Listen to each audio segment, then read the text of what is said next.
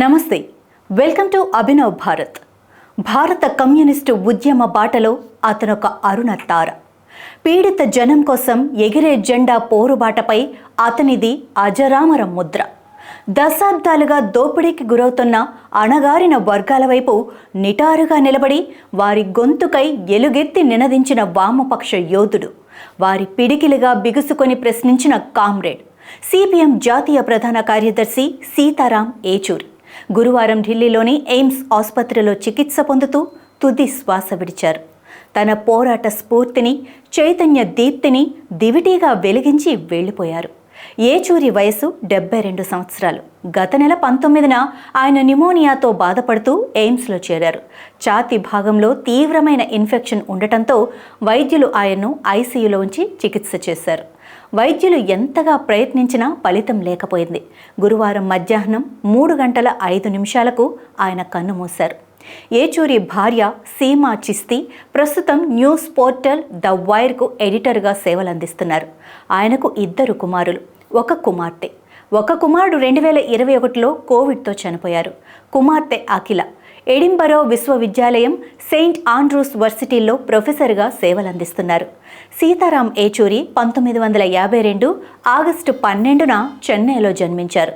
తండ్రి సర్వేశ్వర సోమయాజులు ఏచూరి ఆర్టీసీలో ఇంజనీర్. తల్లి కల్పకం ఏచూరి ప్రభుత్వాధికారిణి. కుటుంబం మొత్తం ఉన్నత విద్యావంతులు. సీతారాం బాల్యం హైదరాబాద్లో నడిచింది. అబిడ్స్లోని ఆల్ సెయింట్స్ పాఠశాలలో మెట్రికులేషన్, నిజాం కళాశాలలో నిజాం కళాశాలలో పీయూసీ పూర్తి చేశారు. సిబిఎస్ఈ పరీక్షల్లో దేశంలోనే మొదటి ర్యాంక్ సాధించిన ఏచూరి ఢిల్లీలోని సెయింట్ స్టీఫెన్ కాలేజీ నుంచి BA economics, Jawaharlal Nehru university నుంచి MA ఎకనామిక్స్లోనూ పట్టా పొందారు. జేఎన్యూ విద్యార్థి నాయకుడిగా 2 సార్లు ఎన్నికైన ఏచూరి SFI అధ్యక్షుడిగా కూడా పనిచేశారు. పశ్చిమ బెంగాల్ నుంచి రాజ్యసభ సభ్యుడిగా ఎన్నికై పార్లమెంటులో అడుగుపెట్టారు. ఏచూరికి కాకినాడతో ఎంతో అనుబంధం ఉంది. ఆయన తల్లిదండ్రులది కాకినాడ కాగా ఉద్యోగరీత్యా వారు దేశంలోని పలు ప్రాంతాల్లో నివాసమున్నారు. సీతారాం తండ్రి సర్వేశ్వర సోమయాజులు ఉద్యోగ విరమణ తర్వాత కాకినాడలో స్థిరపడ్డారు. సీతారాం ఏచూరి తల్లి పేరు కల్పకం. ఆమె ఉమ్మడి ఆంధ్రప్రదేశ్కు ప్రభుత్వ ప్రధాన కార్యదర్శిగా పనిచేసిన మోహన్ కందాకు సోదరి. ఆమె దుర్గాబాయ్ దేశ్ముఖ్ శిష్యురాలిగా కూడా పేరు తెచ్చుకున్నారు. అయితే ఏచూరికి కాకినాడతో ఉన్న అనుబంధంతో ఆయన రాజ్యసభ సభ్యుడిగా పనిచేసిన సమయంలో కాకినాడ గాంధీ భవన్లో గ్రంథాలయ నిర్మాణానికి ఎంపీ నిధుల్లో నుంచి 10 లక్షలు కేటాయించారు. విద్యార్థి నాయకుడి స్థాయి నుంచి సిపిఎంలో ప్రస్థానం ప్రారంభించిన ఏచూరి ఆ తర్వాత అంచెలంచెలుగా ఎదిగారు. సిపిఎం పార్టీ జాతీయ నాయకత్వ బాధ్యతల్లో ఉన్నప్పటికీ తెలుగు రాష్ట్రాల్లో కీలక సమావేశాలకు హాజరయ్యేవారు. అంతేకాదు, పుచ్చలపల్లి సుందరయ్య తర్వాత సిపిఎంకు నేతృత్వం వహించిన తెలుగువాడిగా ప్రఖ్యాతి గడించారు. ఆ పదవి బాధ్యతల్లో ఉండగానే తుది శ్వాస విడిచిన తొలి నాయకుడు ఏచూరి. నిరంతరం ఉద్యమాల్లో పాల్గొంటూ తన ఉపన్యాసాలతో మంత్రముగ్ధుల్ని చేసే ఏచూరి చివరిసారిగా ఈ ఏడాది జూన్లో ఢిల్లీలోని జంతర్ మంతర్ వద్ద ఒక నిరసన ప్రదర్శనలో పాల్గొన్నారు. పాలస్తీనాపై ఇజ్రాయెల్ దాడికి నిరసనగా ఏర్పాటు చేసిన ప్రదర్శన అది. ఆ దాడిపై భారత్ తన వైఖరిని వెల్లడించాలని డిమాండ్ చేస్తూ అమెరికా తీరుపై మండిపడ్డారు. ఎంతోమంది వామపక్షవాదులు, కార్యకర్తలకు ప్రేరణగా నిలిచిన సీతారాం ఏచూరి భారత రాజకీయాల్లో విలక్షణ నేతగా గుర్తింపు పొందారు.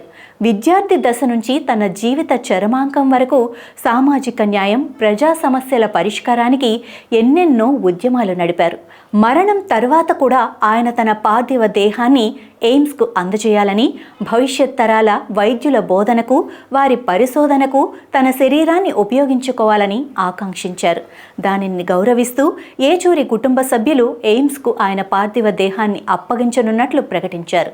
ప్రజలు, కార్యకర్తలు, అభిమానులు, పార్టీ వర్గాల కోసం శనివారం ఉదయం 11 గంటల నుంచి మధ్యాహ్నం 3 గంటల వరకు ఢిల్లీలోని AK గోపాలన్ భవన్లో ఉంచుతామని సిపిఎం వర్గాలు ప్రకటించాయి.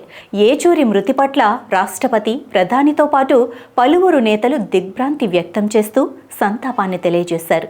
భౌతికంగా దూరమైన సీతారాం ఏచూరి ఈ నేలపై ఎప్పటికీ కనిపించే ఒక బిగించని పిడికిలి, ఎప్పటికీ వినిపించే, నినదించే గొంతు, నిత్యం రెపరెపలాడుతూ ప్రశ్నించే జెండా. నాయకులారా, మీ పనితనం మీ అధినాయకులకు తెలియజేయాలనుకుంటున్నారు. ప్రజలారా, మీ సమస్యలను మీ నాయకులకు తెలియజేయాలనుకుంటున్నారు. ప్రజా సమస్యల పరిష్కార వేదిక మీ అభినవ్ భారత్.